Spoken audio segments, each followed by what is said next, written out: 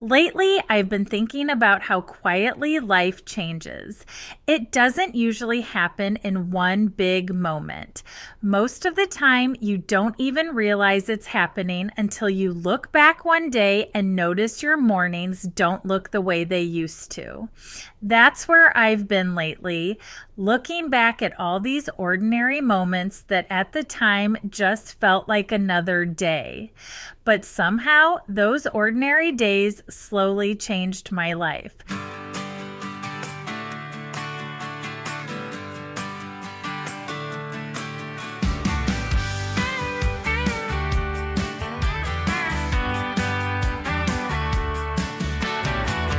Hey there, welcome to Mama Drama and Trauma. I'm Jenny, and I'm so glad you're here with me today. Today, I want to invite you to come sit with me for a little while because I want to tell you a few stories. They're ordinary stories, really, the kind that probably wouldn't have seemed important while I was living them.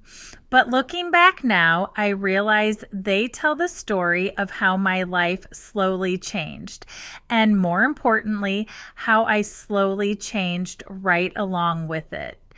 This episode is called Learning to Carry Your Own Life, and it's about something I don't think we talk about very often. For years, so much of my life revolved around taking care of everyone else. Then, little by little, that season began to change. Not all at once, but one ordinary day at a time. So settle in wherever you're listening from, and let's spend a little time together. The mornings that shaped me. Every morning, my alarm would go off at 6:30. I'd reach over without even opening my eyes and hit the snooze button. 10 more minutes, then it would go off again. Sometimes I'd hit snooze one more time before finally pulling myself out of bed. I'd brush my teeth, pull my hair into the same messy bun I wore almost every morning, throw on a pair of yoga pants and a hoodie, and step out into the upstairs hallway. From there, I'd make my way down the hall to each of the boys' rooms to wake them up. Ryan was always first. His head could hit the pillow and he'd be asleep in 2 minutes. He's always been like me that way. I'd peek into his room and tell him it was time to get up before making my way to Carson's room. Then I'd wake Carson and finally Derek. Derek was always my last stop because I knew it took him a little longer to fall asleep at night. His brain just didn't seem to shut off the way Ryan's did, so I always tried to give him every extra minute I could in the mornings. When they were little, they usually climbed right out of bed. As they got older, well, that became a little more challenging. I'd remind them what time it was, then head downstairs to get everything else moving. The first stop was always Maisie. She'd already be waiting for breakfast, so I'd let her outside, fill her bowl, make sure she had what she needed, and then I'd move straight into getting everyone else's morning started. Most mornings, the kitchen smelled like breakfast before anybody else even made it downstairs. Sometimes it was pancakes, sometimes toast, sometimes French toast sticks. But if the smell of cinnamon rolls filled the house, I knew I'd hear excited footsteps coming down the stairs. Are we having cinnamon rolls? Those were always a favorite. While breakfast was cooking, I'd line up 3 lunchboxes across the counter like I'd done hundreds of times before. I never had to stop and think about who liked what because I already knew. Every lunch was a little different because each of my boys are different. Cabinet doors opened and closed, the microwave beeped, lunchboxes zipped shut. Somebody remembered a permission slip at the last second.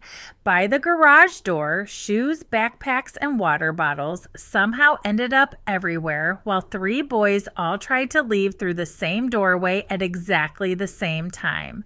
Some mornings it felt like controlled chaos. Other mornings it was just chaos. Then we'd all pile into the minivan. Most days I drove them to school because it meant they could stay home a little longer than if they rode the bus. As they climbed out of the van, I'd tell them I loved them and to have a good day. And every morning I'd hear, "Love you too, Mom," as they headed toward the school. The van doors would close, the line would move forward, and just like that, the morning was over. I'd take a deep breath as I pulled away from the school, not because I was relieved they were gone, but because everybody had what they needed. Breakfast had been eaten, lunches were packed, permission slips were signed, everybody made it where they were supposed to be. Then I'd head back home, and before I knew it, it was time to pick them up and do it all over again. For years, that was simply the rhythm of my life. I never stopped to think about how much of me was wrapped up in keeping everyone else's day moving. Every morning started with the same question: what does everybody need today? Looking back now, I don't miss packing lunches. I don't even miss the chaos. What I do miss is all four of us being together in the same room for that morning routine. There are mornings now when the house is quiet, and I find myself thinking about those ordinary school days. At the time, I was just trying to get through those mornings. Looking back now, I wish I would have slowed down enough to live them a little more instead of simply living through them. The quiet felt uncomfortable before it felt peaceful. I was still lying in bed the Monday after Ryan and Derek graduated high school when I heard Ryan walk into my room. "Hey, Mom, I'm leaving now." I opened my eyes, smiled, and reached my arms toward him. "Come give me a hug." He leaned over and gave me a hug, and I held on to him for just a second before I said, "I love you. Drive safe and have a good week." "I love you too, Mom. We will." A minute or two later, Derek came walking into my room. "Bye, Mom. Love you." I reached my arms out again. "Come here and give me a hug." He smiled, leaned over, and hugged me too. "I love you. Be safe on your drive and have a good week." "Thank you, Mom. I will." I laid there for another minute listening as they walked back out of my room, across the upstairs living room, and down the stairs. My bedroom sits directly above the garage, so I hear the garage door every time it opens or closes. A few seconds later, I heard it begin to rise. Then it came back down. I heard their car doors shut, the engine start, and just like that, they were off to begin a brand new chapter of their lives. I didn't get out of bed right away. I just laid there staring at the ceiling. The house was quiet, not the kind of quiet that comes before everybody wakes up. This was different. This was the kind of quiet that comes after the people you love have walked out the door, and you realize life isn't going back to the way it was. I remember laying there thinking, they're off starting a whole new chapter of their lives. And I was proud of them. I really was. This was exactly what I'd spent 18 years hoping for. You don't raise your kids so they need you forever. You raise them so one day they can build lives of their own. But that morning, pride and sadness somehow found themselves sitting in the same room together. For weeks, I'd been so busy getting them ready for this next chapter that I hadn't really stopped to think about what it was going to feel like when they actually left. That morning, there wasn't anything left to do. I was just laying there listening to the quiet, and it finally caught up with me. This was different. They were really gone now. Even after the divorce, when the boys stayed at their dad's, they were never really gone. They'd stop by to grab clothes, take a shower, eat something, or just hang out for a while. There wasn't a day that went by without seeing them. Now they were working, they were building lives of their own. I wasn't going to see them for a week, maybe two, and my heart hadn't quite caught up to that yet. That first week, I found myself crying at the most unexpected times. Ironically, it was also the week I was recording the podcast episodes about each of my boys. I'd sit behind the microphone telling stories about them growing up, and before I knew it, I was right back in those memories again. Some days I'd stop recording, wipe away a few tears, and try again later. I think I was grieving the end of a season that deserved to be felt. One thing I've noticed over the last few months is that Carson and I have been learning this new season together. He'd never known life without both of his brothers being around. They've always been part of his everyday life. Lately, he'll wander into my room more often than he used to. Sometimes he'll sit down and tell me about his day. Sometimes he'll just hang out for a while. The other night, we watched a movie together, and I remember smiling because that's not usually something he'd ask me to do. I think we're both just adjusting to our new normal. Every Monday morning, I still hear the garage door open. Then I hear it close. The car pulls away. And for just a moment, I listen to the quiet before I get up and start my day. Learning what my life looks like when it's mine. Once again, you'll find me in my office, sitting behind my desk with my computer open in front of me. To my right is the window with the aqua curtains, and now, most days, I keep them open so the light can fill the room. Behind me are the white cabinets with the little aqua and teal pom-pom lights hanging down, my Momma Drama and Trauma neon sign glowing against the wall, and the small porch swing sign that says Family Love Reflection.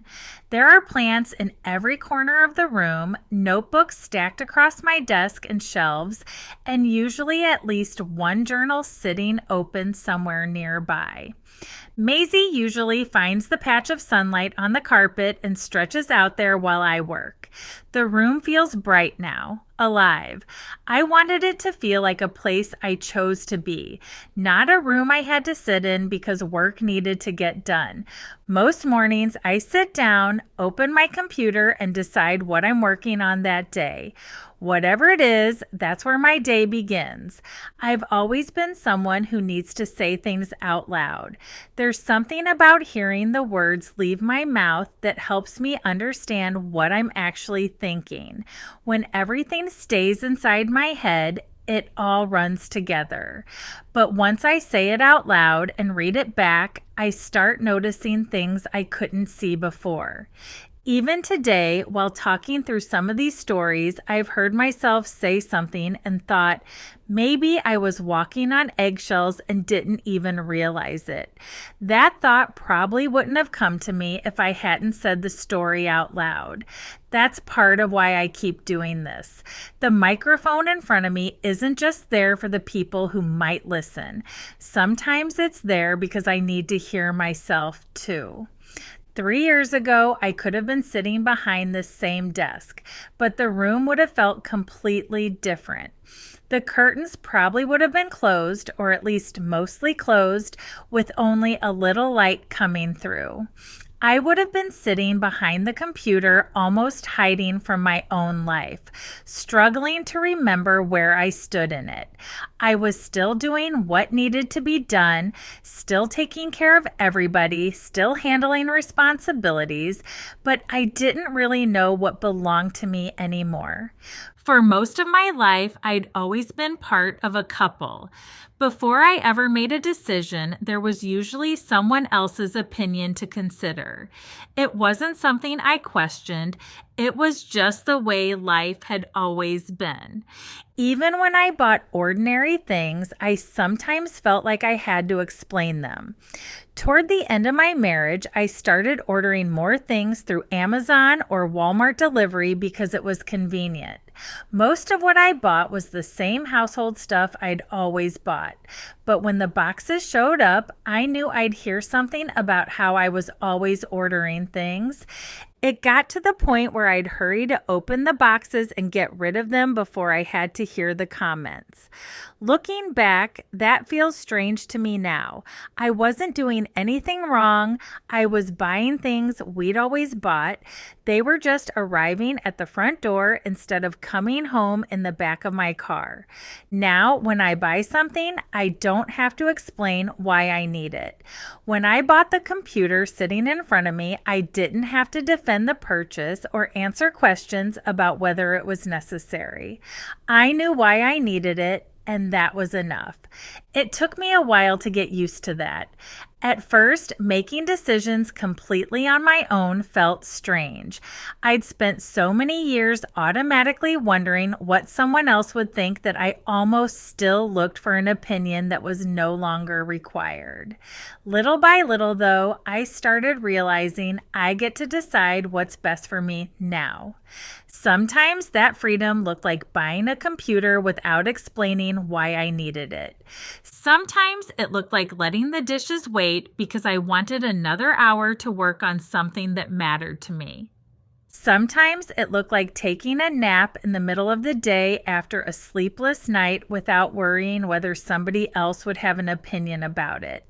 The dishes still got done. The house still got cleaned, but those things didn't always have to come before me anymore.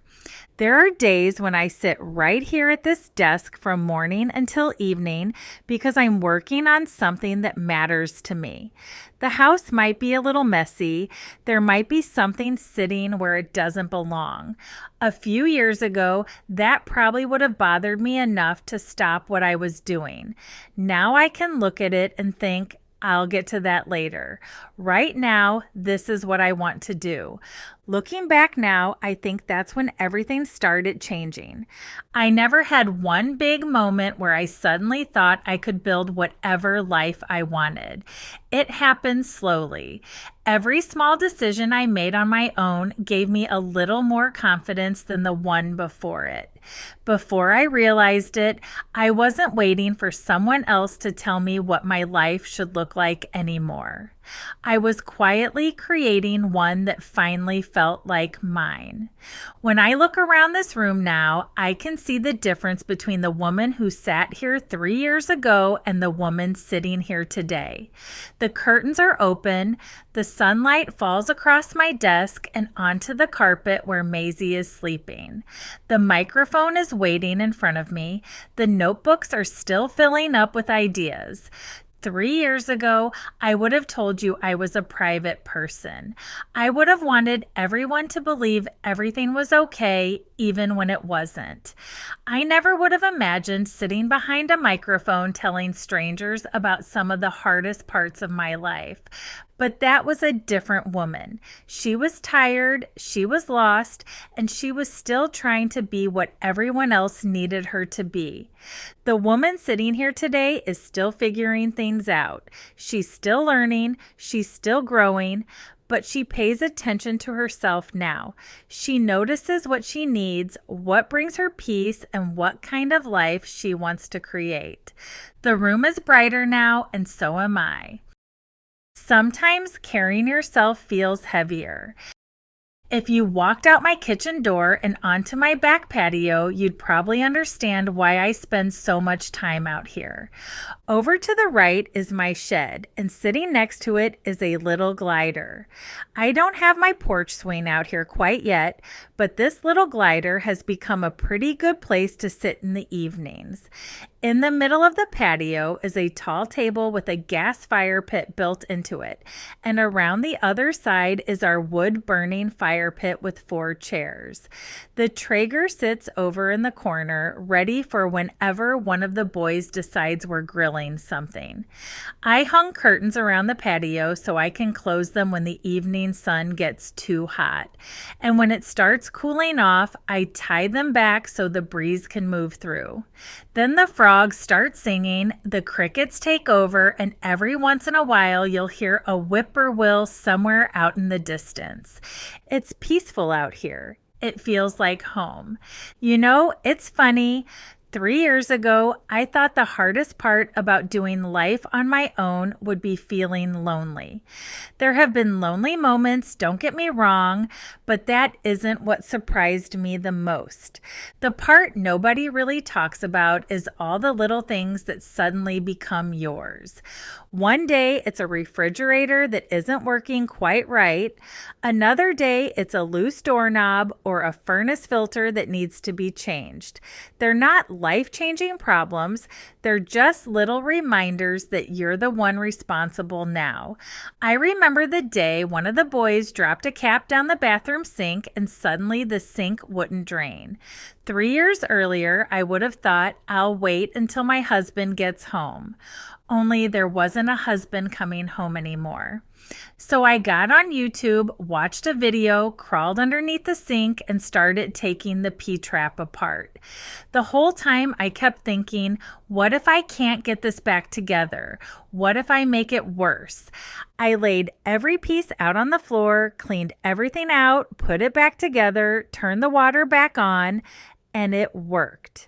I just sat there on the bathroom floor and smiled. Not because I'd fixed a sink, because I'd figured out something I'd never had to figure out before. I've realized that's what this season has looked like. Not one big moment, just one little thing after another. Learning something new, figuring something out, realizing I'm more capable than I gave myself credit for. People sometimes tell me, well, at least now you get to make all your own decisions. And they're right, I do. But there's another side to that too. Now I have to make all my own decisions. When something breaks, there's nobody sitting across the table for me to ask, what do you think? Sometimes that freedom feels really good, and sometimes it feels really heavy. For most of my life, I always had someone else's opinion to lean on.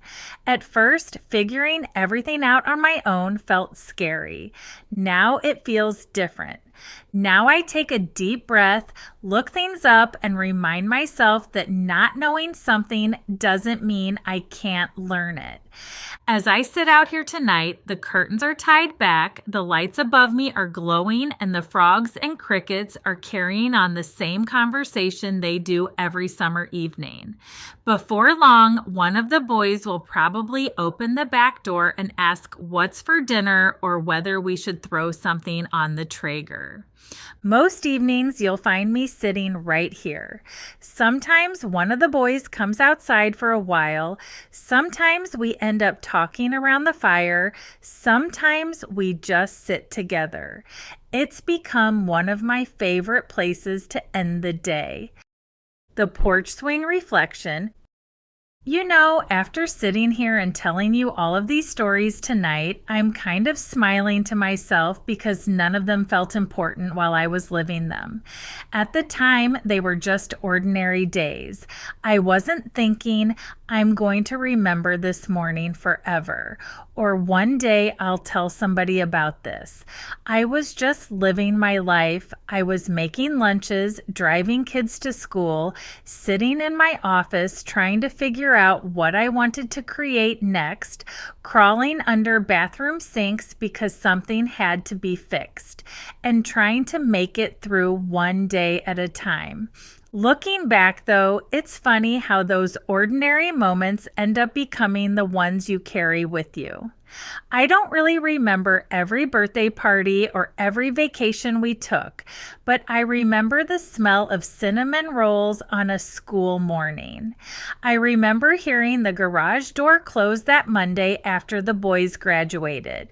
I remember sitting behind my desk with the sun coming through the window, finally realizing I could build something that belonged to me.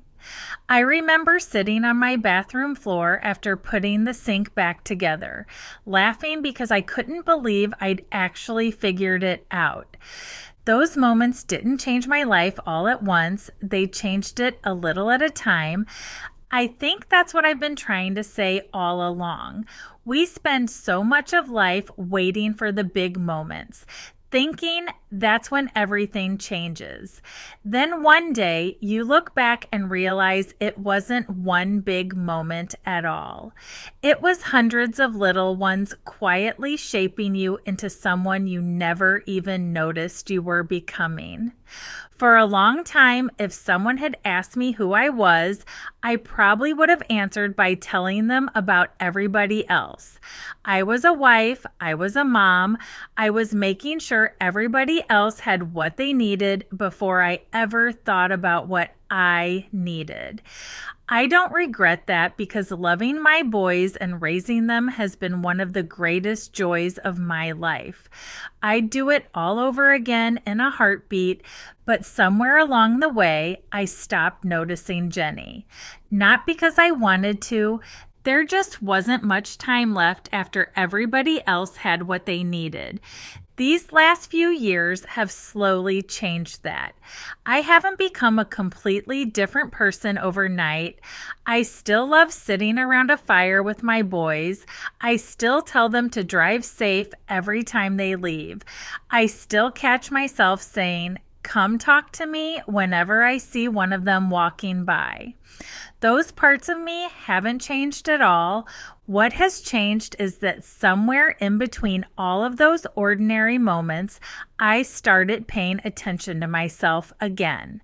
I started noticing what brings me peace, what makes me feel alive, what I enjoy creating, and what kind of life I want to build. I started remembering the woman I'd almost forgotten was there. Maybe that's why this season has felt so different. It isn't because life got easier, it didn't. There are still days when I miss the noise of a full house. There are still moments when I wish somebody else knew how to fix whatever just broke. There are still decisions that feel heavy because they're mine to make now. But mixed in with all of that, there's something else now too. There's confidence. Not the kind that says I have all the answers, because I definitely don't. The kind that says if I don't know the answer today, I'll probably figure it out tomorrow. And if I can't, I'll learn. That's a kind of confidence I never knew I was capable of having. So before we head back inside, I just want to leave you with one question that's been on my mind. When was the last time you noticed yourself? Not the version of you that's taking care of everybody else, not the version that's checking things off a list or making sure everyone around you is okay, just you. What brings you peace now? What makes you laugh? What part of yourself have you slowly been finding again without even realizing it? You don't have to answer those questions tonight. Maybe just carry them with you for a little while. Sometimes the answers don't show up all at once. Sometimes they show up one ordinary moment at a time. Before we head out today, I just want to say thank you for spending a little time with me. I know life gets busy, and the fact that you choose to sit with me each week and listen to these stories truly means more than you probably realize. If today's conversation resonated with you, I'd love for you to come find me over on social media. Every day I share a porch swing thought, little reflections from everyday life, and I'd love to hear your stories too. One of my favorite parts of this journey has been realizing that while our stories are all different, so many of our feelings are the same. I also wanted to let you know that I'm putting the finishing touches on something that's been on my heart for a long time. It's called the Porch Swing, and it's simply an extension of what we do here each week. It'll be a quiet place for longer conversations, guided reflections, printable workbooks, audio reflections, and a chance to spend a little more time together as we continue navigating life's changes. I'm hoping to have it ready very soon, and I honestly can't wait to share it with you. As always, you are strong, you are worthy, and your story matters. Until next time, take care of you.